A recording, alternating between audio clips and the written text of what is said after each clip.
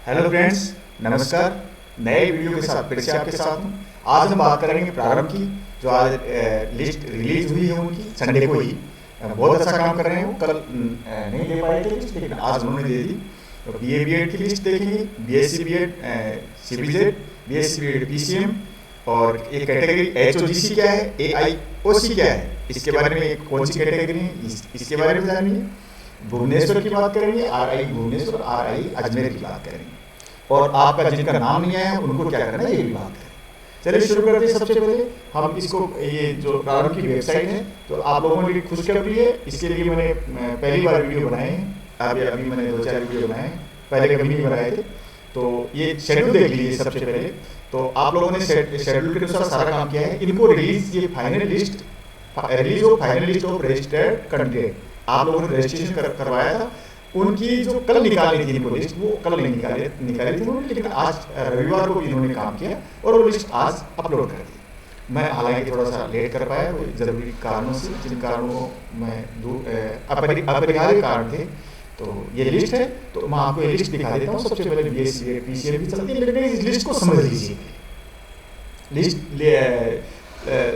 BSc BEd for integrated programme CBZ medical group की list है।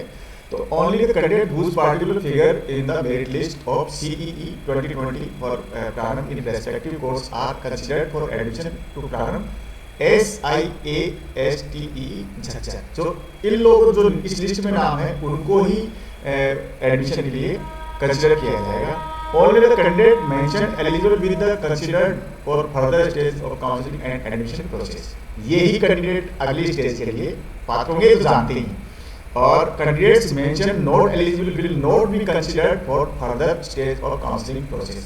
तो जिनके लिए आगे नॉट एलिजिबल लिखा हुआ है वो अगली स्टेज के लिए पात्र नहीं है, सीधी सी बात है।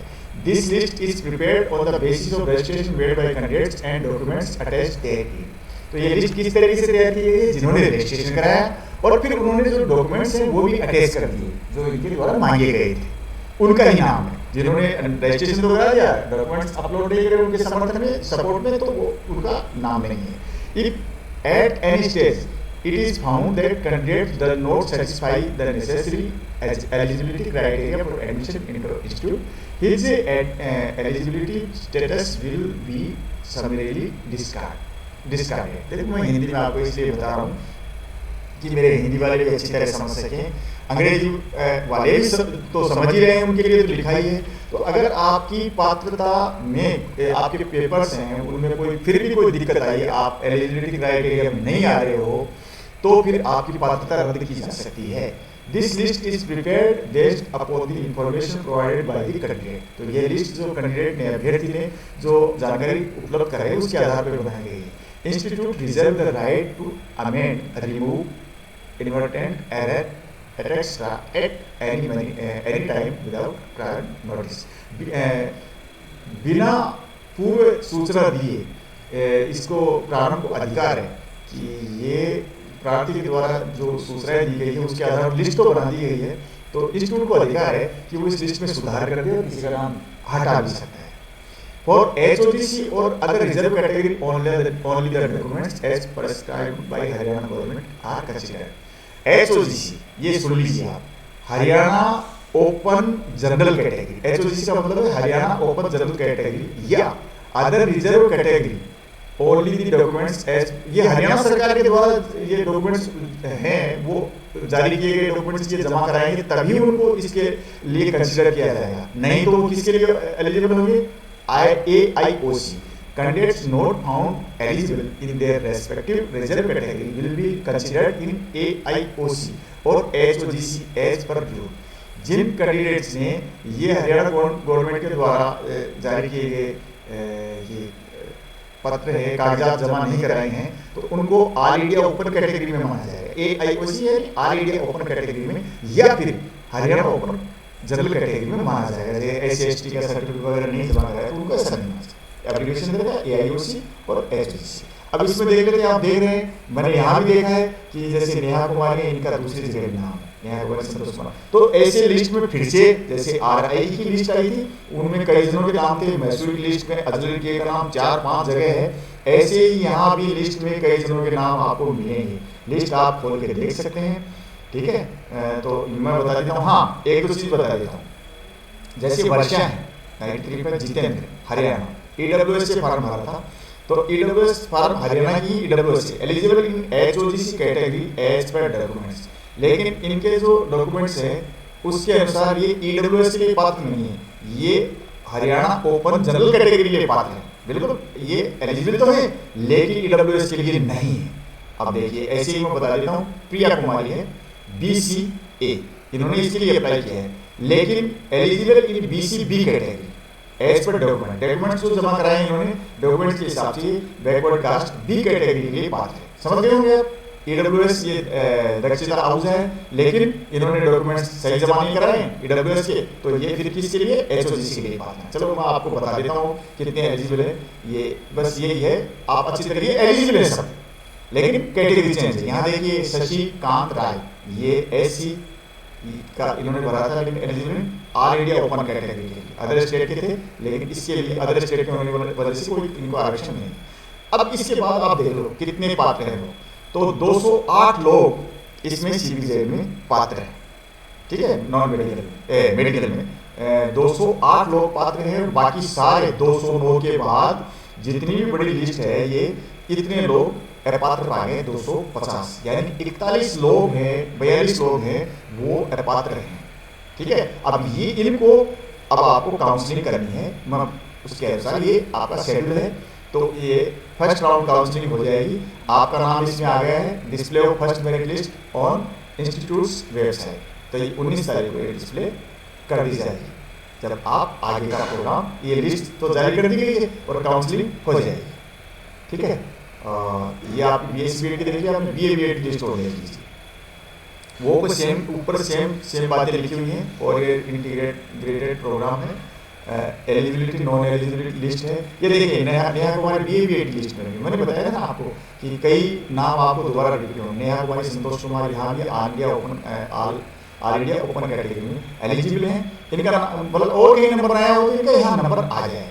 और मेरा तो कहना ये भी है कि अगर आपको RI में कोई सीट नहीं मिली है तो मैं आपको सुझाव दूंगा कि आप प्रारंभ में एडमिशन ले लीजिए। प्रारंभ अच्छा इंस्टीट्यूट है, अच्छा इंस्टीट्यूट है, ऑल इंडिया कोटे से आपका एडमिशन हो जाता है, मिनी इंडिया है, आप ज़्यादा सीख के जाएंगे। ये देख लीजिए ये लिस्ट है, ये 83 पे संजू कुमारी संतराम, ये BCB category backward caste B से इन्होंने अप्लाई किया, लेकिन ये एलिजिबल है सिर्फ बैकवर्ड कास्ट A कैटेगरी से, हालांकि हरियाणा की।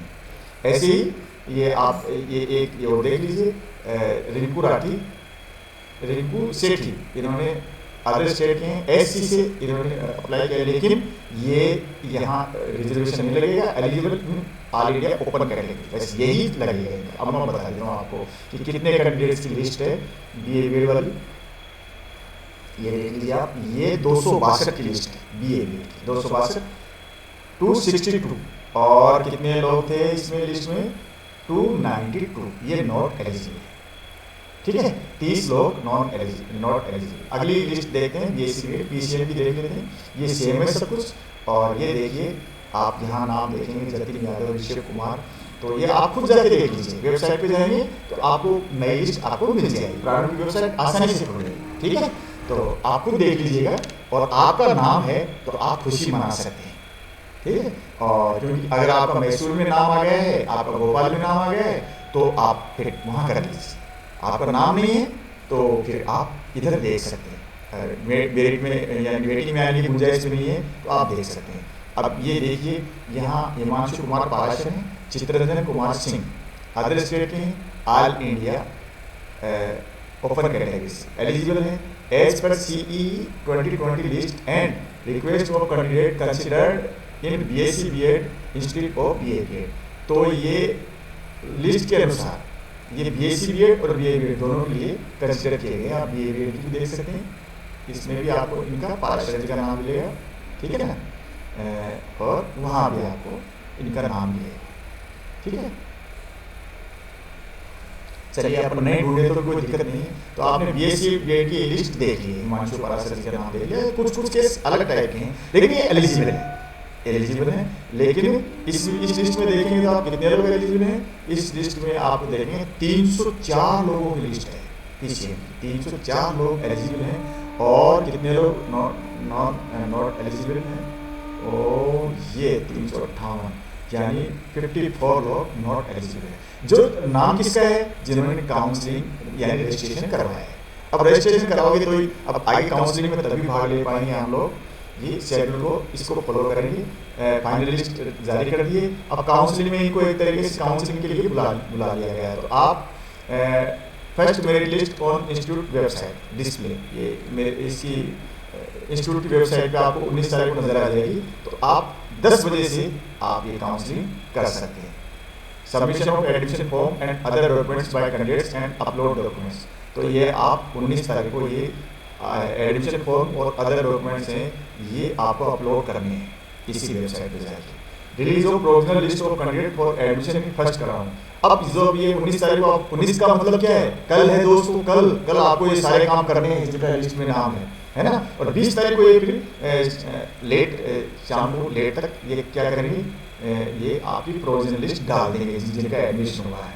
और तो कोई सीट खाली रह जाएगी तो आप तो जानते ही हो, फिर अगली काउंसलिंग होगी। तो सबमिशन ऑफ ऑब्जेक्शन 20 तारीख को ये फिर ऑब्जेक्शन मिलेंगे, 2 बजे तक डाल देंगे list, release of provisional list of candidate 2 बजे तक डाल देंगे। हो सकता है थोड़ी देर लेट भी हो जाए, तो ये 2 बजे तक, दोपहर 2 बजे तक डाल देंगे और रात 12 बजे तक 11:59 तक आपके ऑब्जेक्शन लेंगे कि भाई लिस्ट में कोई गड़बड़ी है, तो आप अपने ऑब्जेक्शन दे सकते हैं। ठीक है, ये 2 के 3 भी बच सकते हैं, 4 भी बच सकते हैं। जैसे 17 तारीख उन्होंने दे रखी थी कि 17 तारीख को जो ये लिस्ट रिलीज कर देंगे, लेकिन ये आज संडे को आई। ऐसे ही फिर release of final list of candidate admission in first round, ये 21 तारीख को दोपहर 2 बजे तक ये लिस्ट आ जाएगी आपकी जो सेलेक्ट हुए हैं। ठीक है, इनका थोड़ा ही लेट होगा, प्रारंभ वालों का काम अच्छा रहेगा। ऑनलाइन डिपॉजिट ऑफ फीस, अब ये जो ही आपकी लिस्ट आ जाए फर्स्ट राउंड की, तो जो एकदम एलिजिबल होंगे, अच्छे कागज पाए जाएंगे उनके और कोई ऑब्जेक्शन नहीं होगा, उनकी फीस 21-22 अक्टूबर को जमा हो जाएगी। ठीक है, अब ये फाइनल लिस्ट चिपक जाएगी। Display of list of students admitted in first round of counselling and course wise vacant seat for subsequent round of counselling. अब 24 तारीख को जो जिनका फर्स्ट राउंड में एडमिशन हो गया है और जो खाली सीट है उसका यहाँ पे डिस्प्ले कर दिया जाएगा और फिर सेकंड राउंड की प्रक्रिया शुरू हो जाएगी। सेम टू सेम यही प्रक्रिया चलेगी खाली सीट में। आप समझते होंगे, जिनका नाम आ गए हैं तो आप ना अपनी ये काउंसलिंग ये कागज से सबमिशन करा देंगे आप। ठीक है, मेरी लिस्ट फिर से आ जाएगी वेबसाइट के ऊपर, आप देख लेना 19 तारीख को आप पात्र पाए गए, मेरी लिस्ट आपने देख ली है। ठीक है, और ये फिर ये जो चीज़ मिल रही है आपको 19 तारीख को display of first merit list, ये फर्स्ट मेरिट डिस्प्ले करेंगे वहाँ अपनी वेबसाइट पे कल अलग से। उसके अनुसार आपको ये कागज सबमिशन करने हैं, डॉक्यूमेंट्स हैं आपको अपलोड करने हैं और फिर 2 बजे तक, दोबारा बोल रहा हूँ, 2 बजे तक प्रोविजनल लिस्ट जारी कर दी जाएगी फर्स्ट लिस्ट की, इनका एडमिशन फाइनल हो गया। फिर ये ऑब्जेक्शन हो जाएगा और फिर ये ऑब्जेक्शन तो नामात्र का होता है, कोई करता नहीं है, गलती की गुंजाइश बहुत कम होती है। फिर ये यहाँ मान लो फाइनल लिस्ट जारी हो जाएगी, इस हिसाब से आपका काम हो जाएगा। फिर फीस डिपॉजिट हो जाएगी 21 तारीख को, 22 तारीख को, और फिर ये आपकी फाइनल लिस्ट डिस्प्ले कर जाएगी। यानी इतनी प्रक्रिया करने के बाद इनका एडमिशन हो गया, सीट बचेंगी, अगली काउंसलिंग होगी और बचेंगी सीट तो बचेंगी, बच्चे सारे नहीं आएंगे। ठीक है दोस्तों, अब RI की बात करते हैं। हाँ, दूसरी बात, आप सभी लोगों का जिनका चयन हुआ है यहाँ लिस्ट में ऊपर नाम है, आप सभी लोगों को बताएं। सीटें तो सीमित ही हैं, मैं सबको लोग बताएं, लेकिन आप वेटिंग में आप आशा कर सकते हैं। रीजन यहाँ से अजमेर से कोई भी समाचार नहीं है दोस्तों, लेकिन कल इनकी लिस्ट आने की उम्मीद है।